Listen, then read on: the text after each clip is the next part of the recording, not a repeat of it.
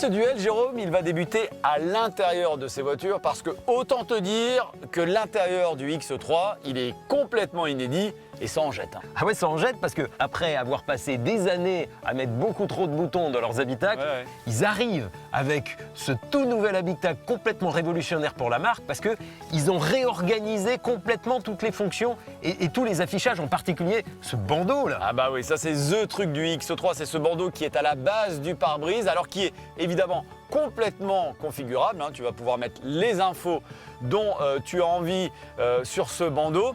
Et c'est pas du tout déroutant en fait. On sait que BMW travaille depuis plusieurs années sur ces affichages sur le pare-brise. Tu le prends assez facilement en main. Regarde, ça se passe ici. Tu baisses l'écran, écran panoramique vision et tu vas choisir toi-même la configuration de ton écran. Tu vas pouvoir rajouter comme ça des petits icônes, des emojis, des widgets un petit peu où tu as envie de les mettre. C'est assez facile à prendre en main avec évidemment l'écran central au milieu qui, tu vois, est un petit peu asymétrique. Ça aussi, ça change un petit peu du syndrome Tesla, tu sais, du gros écran central. Et puis du coup, comme tu n'as plus rien derrière le volant, eh ben, chez BM, ils se sont dit on va faire un volant un petit peu original. Alors, c'est un petit peu perturbant au début, pourquoi? Parce que comme tu as deux branches verticales, tu as l'impression que le volant est toujours de traviole, mais en fait, il est droit. Et il est super beau.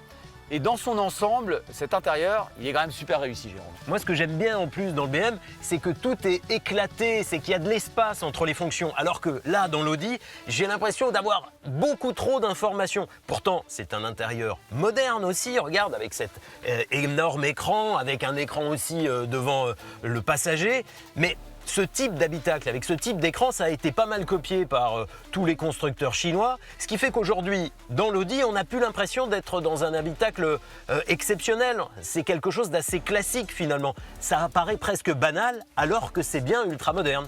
C'est clair que là, je trouve le BMW vraiment un niveau au-dessus. L'Audi Q6 possède tout de même un affichage tête haute à réalité augmentée qui modélise la direction à prendre en temps réel.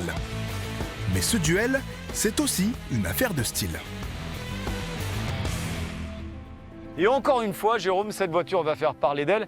Alors, tu as vu, chez BM, les haricots, c'est la géométrie variable. Des fois, ils sont immenses. Et là, ils sont tout petits. Bah, moi, je préfère comme ça. Je trouve ça plus élégant, plus discret, mais signature BM, j'aime bien moi. Et BM est resté fidèle au concept car qui avait été présenté pour préfigurer cette voiture. C'est bien aussi d'assumer. Hein. Elle va faire tourner les têtes, cette iX3, c'est sûr. À l'inverse, ce Q6, même en SQ6, ils sont plus classiques. Alors, tout le monde n'aimera pas le BMW. Ça, c'est sûr, On aimera, on n'aimera pas. Ça dépend des gens. En face, le Q6 SQ6 sera peut-être plus rassembleur, en tout cas dans un premier temps. Même si moi je pense que les nouveaux arrivants vont faire un peu vieillir ce style de chez Audi. Alors justement, est-ce que chez Audi on n'a pas un peu fait le tour de la question de ce fameux style qu'on aimait tant ces dernières années? Alors si, je pense profondément que Audi en a fait le tour et je crois qu'ils s'en sont rendus compte aussi.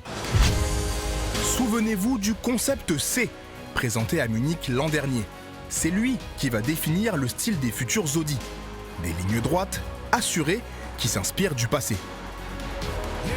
Ce que Mercedes fait également d'ailleurs, avec le GLC électrique concurrent et sa calandre reprise des classes S des années 70. Tiens, comme BMW. Et ce qui est intéressant, Jérôme, et on le voit avec ces nouveaux véhicules électriques premium, c'est que les marques vont vraiment chercher dans leur passé pour nous raconter des nouvelles histoires. Et tu sais, ces fameux haricots, ces petits haricots chez BMW, qui a été le premier à dégainer, eh bien ça va directement des années 60 avec ce qu'ils appelaient à l'époque la Neue Klasse. La Neue Klasse a marqué le début d'une ère nouvelle pour BMW, alors que le constructeur est au plus mal, sur le point d'être racheté par Mercedes. BMW mise alors tout sur cette nouvelle gamme de berlines ultra moderne pour l'époque. Niveau slalom, c'était le top. Mais alors, 60 ans plus tard, comment un mastodonte de 2 tonnes 3 s'en sort-il face au test de l'élan ?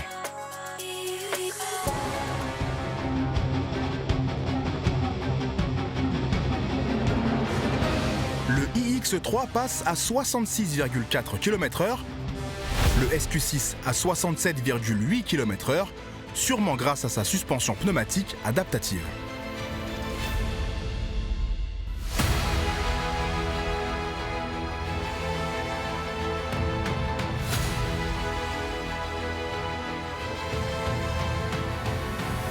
attaquer nos petits virages hyper serrés. Je vais réaccélérer un peu trop tôt pour mettre de la contrainte sur la voiture. Là, pareil, dans cette grande courbe, tu vois, je mets des gaz un peu trop tôt pour voir ce qu'elle donne et je suis assez surpris par l'efficacité de ce iX3 parce que faut jamais oublier le poids titanesque de ces voitures qui sont un petit peu hautes sur pattes. Et regarde là, à l'attaque de frein, ça va, elle s'écrase pas trop. Et en sortie de virage, écoute, elle ressort plutôt bien, il n'y a pas trop de mouvement de caisse et je n'ai pas de suspension active et je suis vraiment surpris, Jérôme. Écoute, moi, j'ai une suspension active, je suis en position dynamique, en position sport, donc ça rend mon Q6 un peu ferme, mais à te regarder et à essayer de te suivre, j'ai des pertes d'adhérence supérieures. Plus tôt que toi, je pense que le centre de gravité du Q6 est plus haut que ton iX3. Et pourtant, il est censé être plus sportif, mon Q6, parce que c'est un SQ6 qui fait 516 chevaux, lui aussi avec 2 moteurs et 4 roues motrices. Là où ils font jeu égal, c'est en termes de longueur. Ils font quasiment la même, avec un tout petit centimètre de plus pour l'iX3 qui atteint 4,78 m. Oui, il a bien grandi, c'est 22 cm plus long que le premier X3 et même 12 cm de plus que le premier X5. Sur nos deux SUV, le coffre est également similaire et un petit volume se rajoute à l'avant. Mais pour les places arrière, avantage au BMW iX3. Là où il y a quand même une vraie différence, Jérôme, c'est en termes de tarifs. Oui, parce que le iX3 avec 4 roues motrices et 469 chevaux débute à 72 000 €. Pour avoir un Q6 4 roues motrices équivalent, il faut payer 5 000 € de plus. Pour répliquer, Audi vient d'annoncer une nouvelle finition compétition plus puissante, positionnée en face de l'iX3 M Sport et cette fois à un tarif très proche avec le même niveau d'équipement. Mais attends Jérôme, c'est pas fini, parce que là on a l'Audi SQ6, plus exclusif, plus puissant. Là il commence à 98 000 €, mais notre modèle d'essai vaut 110 000 € tel qu'il est là. On voit que BM a fait des efforts du coup. Oui, BM a fait des efforts de coût dès la conception de son iX3. Par exemple, il y a 2 moteurs électriques, chaque moteur électrique coûte 20% moins cher. Mais ça reste quand même des prix très très élevés. Et c'est là que j'ai envie de ressortir du chapeau nos Tesla et nos SUV chinois avec un prix qui défie toute concurrence. Oui, mais aujourd'hui on s'en rend bien compte, les Tesla et les modèles chinois ne sont pas des marques premium. Ouais, c'est vrai. BMW et Audi sont des vrais premiums. Ils ont mis le temps, mais aujourd'hui, ils sont passés à nouveau au-dessus en termes de technologie. Le modèle traditionnel du premium allemand a été mis à mal par la technologie électrique. De nouvelles marques ont rebattu les cartes. Résultat, il résiste en jouant sur tous les tableaux et en conservant des versions thermiques. Le X3 chez BMW, le Q5 chez Audi, proposé en essence, en diesel, en hybride et même dans des versions sportives.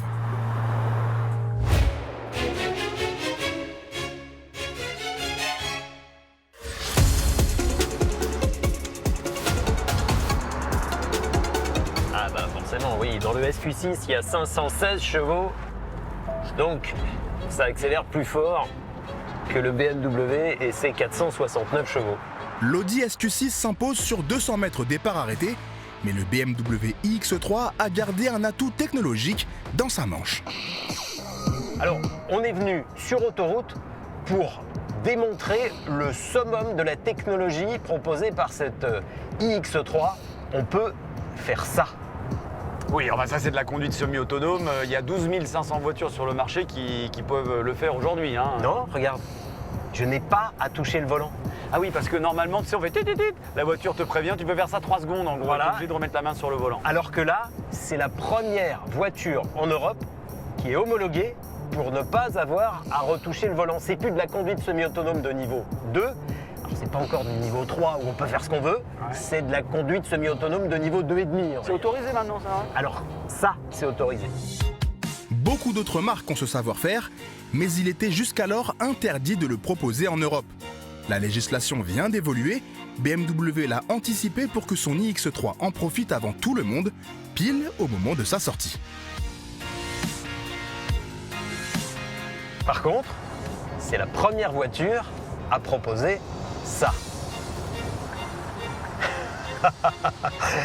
La voiture dépasse toute seule juste en regardant le rétroviseur. Faut le regarder combien de temps? Une bonne seconde, je dirais. D'accord. Une bonne seconde. Et surtout, ce que je viens de faire, faut pas le faire. C'est-à-dire, faut pas que je te regarde. Parce que je suis filmé en permanence par cette caméra. Et donc lui sait si je te regarde. C'est fascinant, c'est étonnant, Jérôme. Te voir le faire, c'est un petit peu flippant quand même. Alors, c'est un peu flippant parce que tu vois, j'ai pas touché le volant depuis un quart d'heure, quoi. Où on laisse complètement la voiture dirigée. C'est pas pour ça que tu as le droit de lire un journal ou regarder ton téléphone ou un film sur une tablette, on est d'accord? C'est ça. Ouais. C'est flippant aussi parce que tu sens qu'elle t'observe en permanence. Et ça fait plusieurs fois qu'elle me dit vous n'êtes pas sérieux, monsieur. D'ailleurs, je suis en train de te regarder là et ça, c'est pas bien.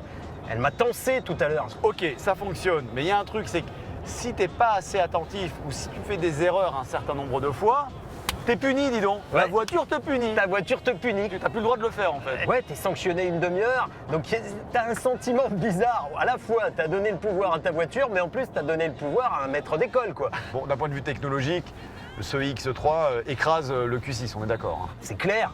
Et encore, on n'a pas parlé de recharge. Ouais, parce que là, c'est encore un autre truc. Jean-Pierre, cette X3 recharge jusqu'à 400 kW. 400 kW en vitesse. Ah ouais, c'est beaucoup. Alors le truc, évidemment, Jérôme, c'est de trouver une borne qui peut délivrer autant de puissance. Nous, on est venu jusqu'à Roissy, à l'aéroport Charles de Gaulle, pour trouver une borne capable de fournir autant de puissance. Et puis, il y a un autre truc, le SQ6, là, qui est juste à côté, lui aussi recharge de 10 à 80% en 21 minutes.